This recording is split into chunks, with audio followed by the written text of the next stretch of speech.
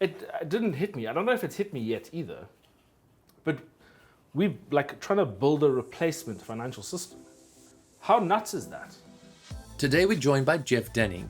Jeff is the support engineering lead at Luno Cape Town, a company making waves in the financial and investment sector by opening up access to the world of cryptocurrency to the wider public. Through the decentralization of cryptocurrencies, Luno is enabling us to reimagine the current financial systems we live with today. Join us as we catch up with Jeff and find out why he and his company are so excited about the future and what part cryptocurrency has to play in it.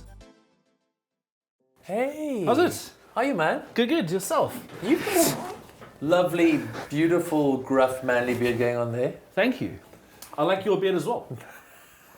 Jeff Denning, thank you so much for joining us. No problem. Good being here. Now, you are the support engineering lead at Luno. Correct. Do you mind just giving us a kind of a high level of Luno and what Luno does? Luno is a cryptocurrency company. We're a platform where we enable customers to buy and sell and store, and most recently save any level of crypto. It was mostly with Bitcoin. I think Bitcoin is still kind of the main key player there for us. Yeah. But we've got Ethereum, Ripple, USDC, a couple of others. Is Luno like a bank? Probably. I mean, the whole thing with crypto is that it's supposed to be your money, right? Right. Whereas with the banks, it's kind of the banks own your money, or maybe they don't even have your money with that fractional reserve thing. But yeah, so I mean, if you have Bitcoin or crypto, you can store that. With Luno, we'll keep it safe for you, and you can trade it if you want, or you can just hold it.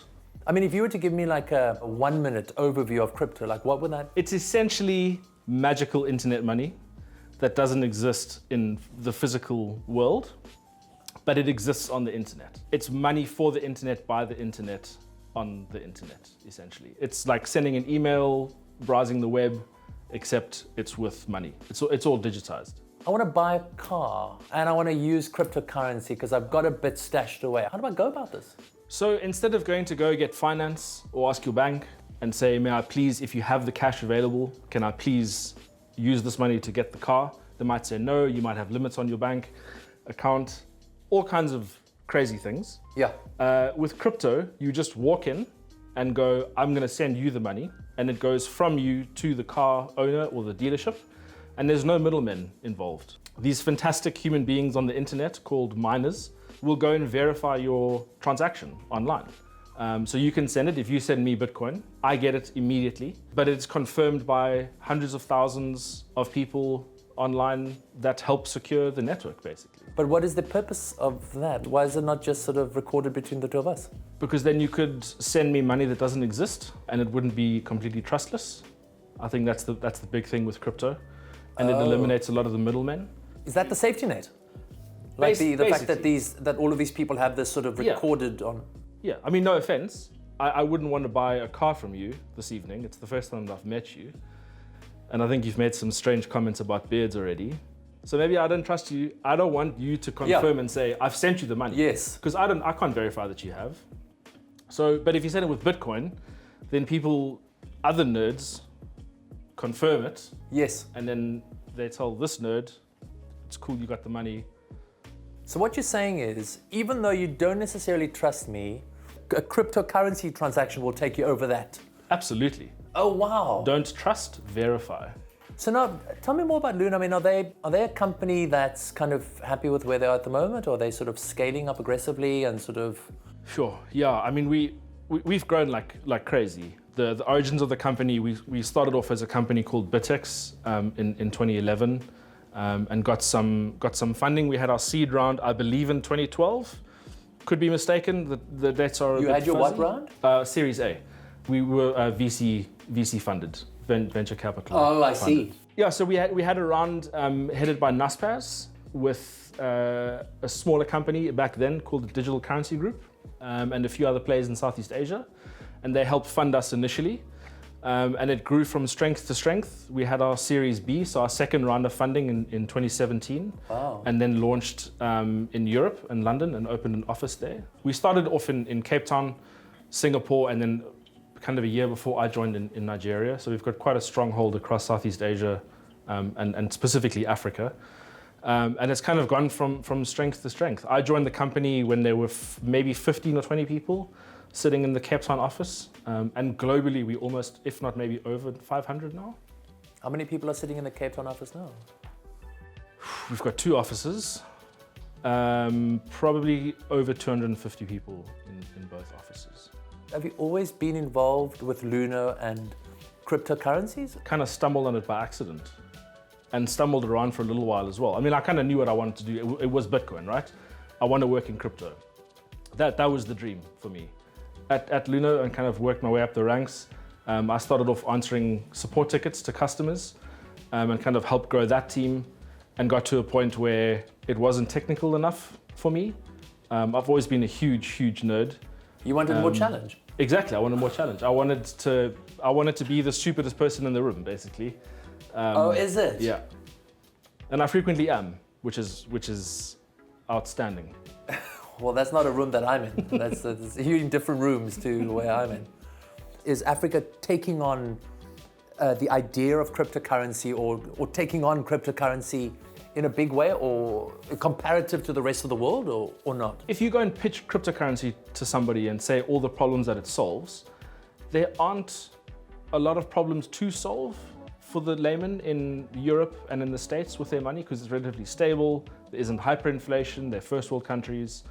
Where I think is in Africa, there's a much bigger problem. There's people without electricity, running water, access to basic finance and banking and stuff like that. They, doing whatever to get by. Yes. And the use case for crypto, I think, just screams to the whole of Africa.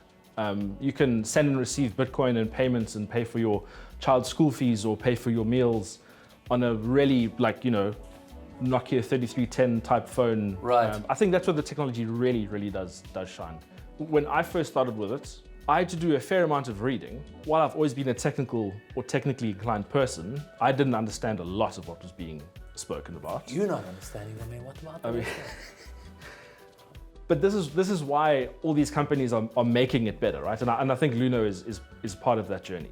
Let's say an entrepreneur was to speak to you today and say, listen, I've got this business idea. I'm wondering if I should sort of click into this cryptocurrency space to start transacting with my company. At this stage, what would you say to them? It's a crazy rabbit hole. And it's awesome having companies that you can buy services from, for example, right? As the easy way out. And then you don't have to think about it. It just happens.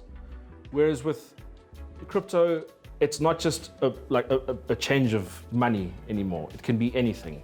You can have smart contracts. You can pay your staff if they work X amount of hours per week, and have a smart contract execute and kind of do that. But you have to build it yourself. And that's a very scary, daunting thing. And it's the same as owning your own money. It's an awesome dream, but it's quite daunting having 10 Rand that if you throw it away, you've thrown away 10 Rand and there's no way you can't phone the bank and say, yes, can I get a refund or something like that? So. I feel like you cautioning me now, you as the entrepreneur.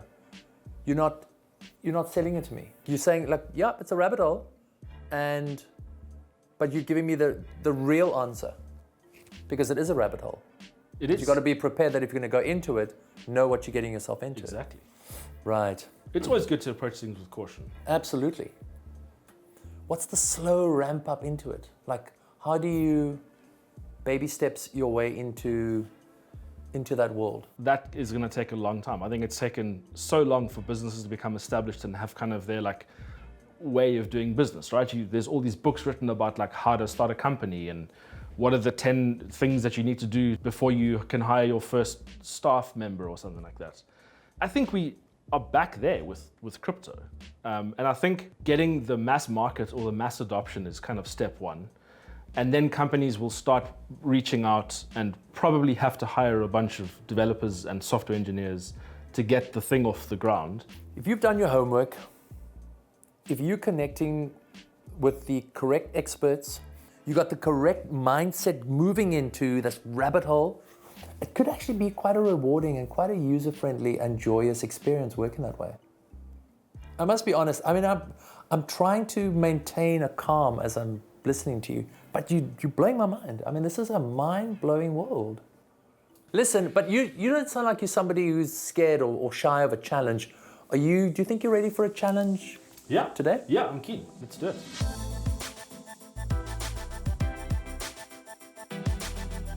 Hey guys! Hey, Sam. How's it going?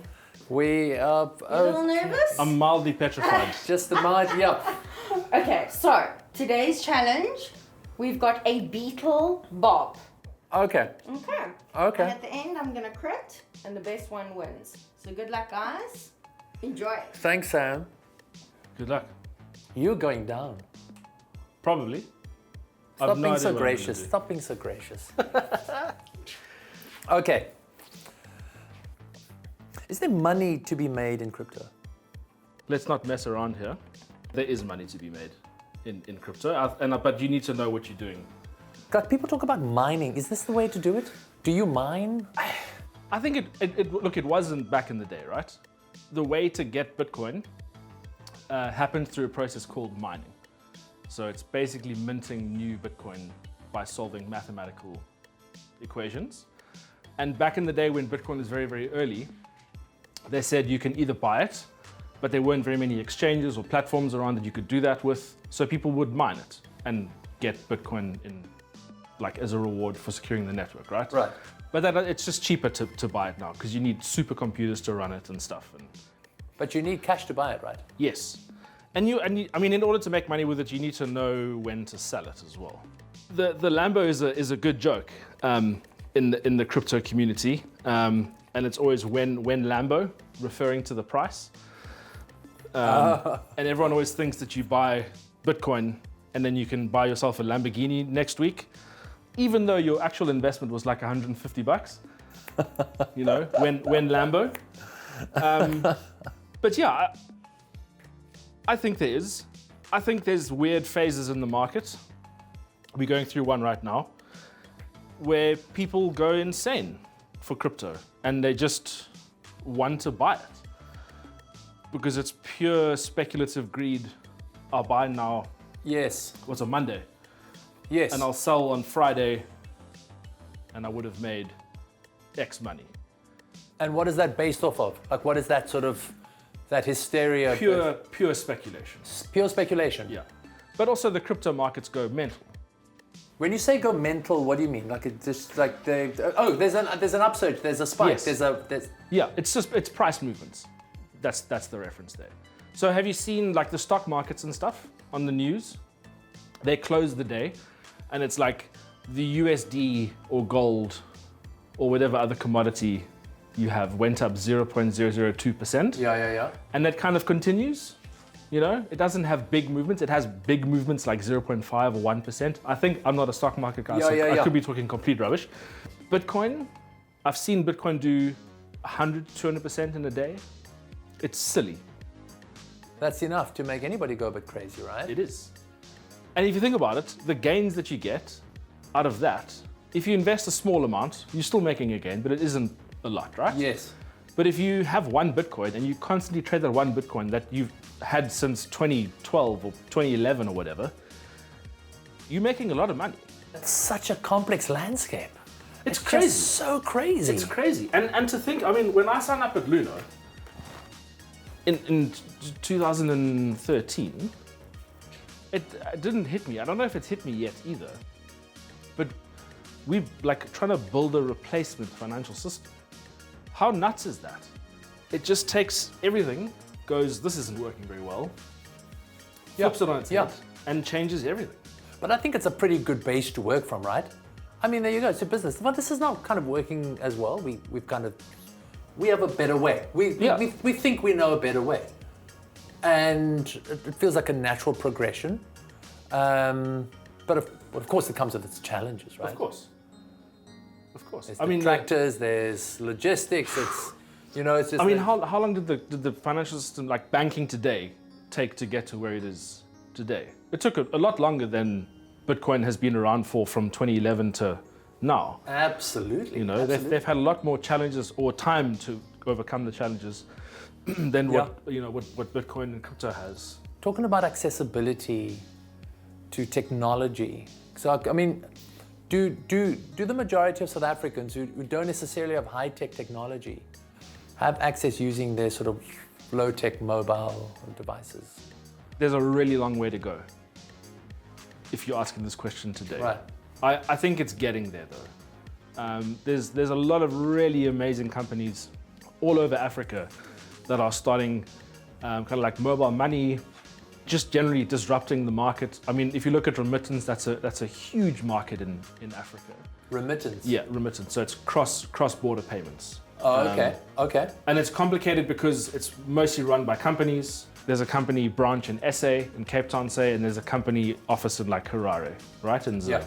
And they have to do a currency exchange and then hold, money for the. It's a crazy complicated, and I don't fully understand how it works. Yeah. I just know like it's handing money over the border as the deep simplification. Okay. I think those kind of companies can really benefit, or any company really can really benefit from crypto. Just by, it doesn't matter what the settlement layer is. Those companies could settle with Bitcoin in the background, and you send your money back home or to your friends overseas or to your next door neighbor, right? Yes. And not have to understand or know what happens in the background. And I think that's the real beauty. And once we get to that like inflection point, if I can call it that, I think things are going to go. Yes. Just it's going to explode. I think this stuff With we've the right, seen now but is you're saying small. with the right amount of support. Yes. With the right platforms. Yeah. Jeff, I thank you for that. I thank you for this like incredible information, but I've got bad news. We have come to the end of the chat and the cut. I have a lot more pruning to do. Well, you can do your last little bits of pruning if It's you not want going to to. help. But Sam, I know, is going to I be need arriving hours. here very shortly for the final Cool. judgment. Cool. Wow. I must be honest. Oh, do we need a drum roll? We do indeed. Jeff, you're the winner. No, unfair! Incredible. You cheated! No! Definitely. Stop I mean, it. this is on point. On point. Well done. Thank you. And Good I have a neat job. pile too. I see, so you put everything together. Lovely. I'm so proud of you. it's Well like done. he works in a very kind of 100%. neat, You logical... got the beard as well. Ah, You like shouldn't be the this. stylist. You're a natural. Sorry, Brink. Better next time. Well done, guys. Thanks. Thank you, Sam. Thank you. Cheers. And Jeff, thank you so much for coming to visit us. And we've learned a lot, man. This is like you're an embodiment of new, forward-moving information. Thank you.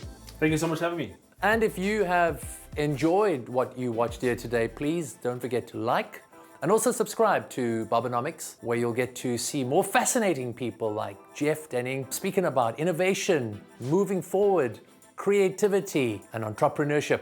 Thank you very much. Goodbye.